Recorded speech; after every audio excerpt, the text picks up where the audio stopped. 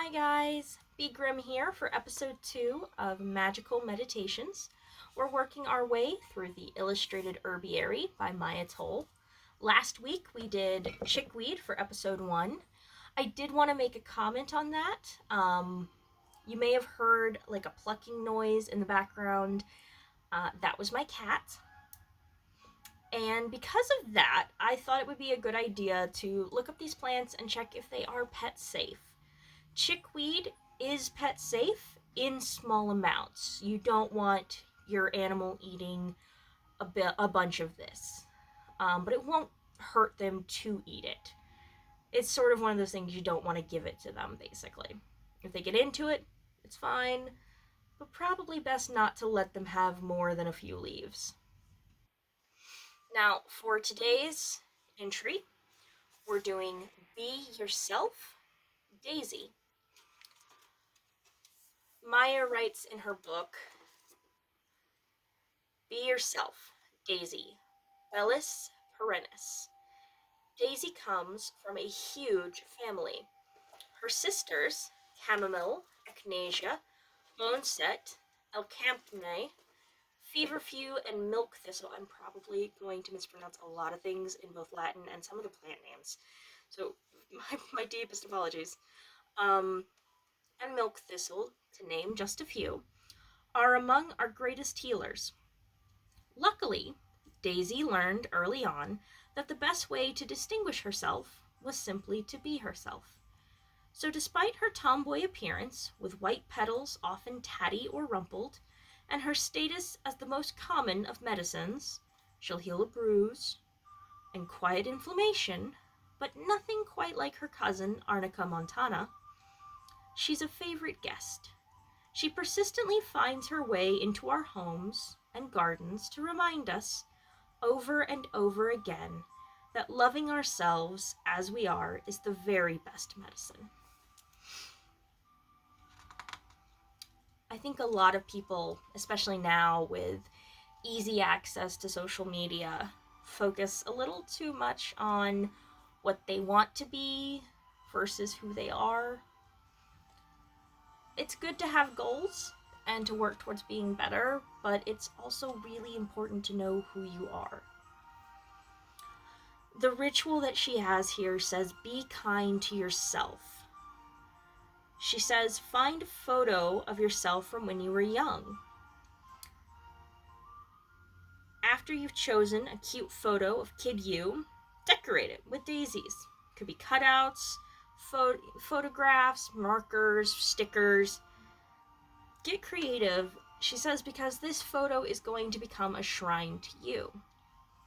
And the reason she says to get a photo of you as a kid is because, and she explains this in the book, we're more likely to be empathetic to children because we know they don't know everything. We know that they can't change some of these things, and we know that they're still trying to learn. We'll say a lot of horrible things to ourselves that we would never think of saying to a child. And it's important to have that same empathy for ourselves. For the reflection here, she says, move towards your truth. Quote, do you compare yourself to those around you, questioning your looks, intelligence, ambition, or wealth? If no one were looking, who would you be? Especially with how easy it is to view what other people show us of their lives. It's really easy to be envious or to feel like you're failing when you're not. You just see all of the bad parts of your own life and only the good parts of someone else's.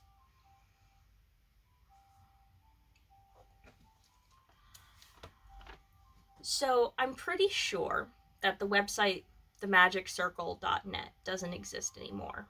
But the iconographs that I found on Pinterest, of course, are still there.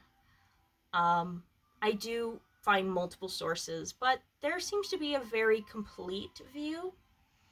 So let's look at the magical properties of Daisy. There's actually a lot of them. I was a little surprised. So daisies,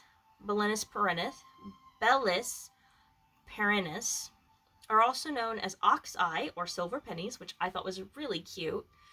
I love folk names. They're very creative sometimes. But the magical properties here are happiness, luck, love, lust, protection, invocation, blessings, communication, purity, clarity, and abundance.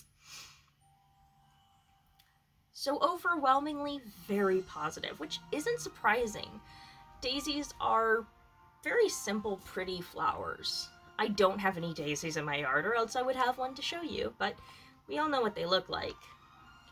They're very simple flowers, and I think that's really important that something that simple has so much power.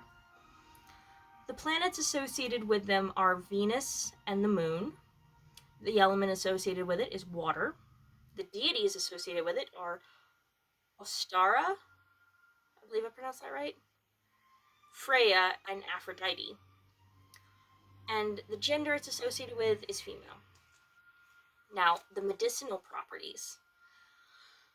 On WebMD, which I usually check to make sure that there are no contraindications or severe side effects, they mention primarily that it's used to treat coughs and bronchitis.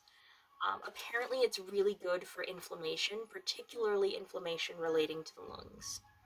So that's cool.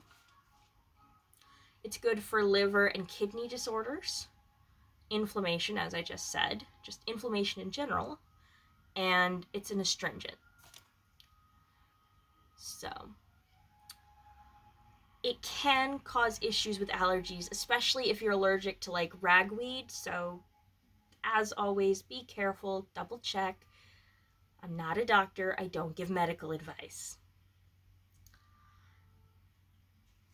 And in keeping with the earlier statement about checking if it's safe for pets, it is generally safe for pets. It can cause irritation and be poisonous in excess. Now, I did look up a quote for this week. The quote is from Ralph Waldo Emerson, and it says, "To be yourself in a world that is constantly trying to make you something else is the greatest accomplishment." So I hope you guys will join me next week for part 3. Have a great rest of your day. Bye. Like and comment.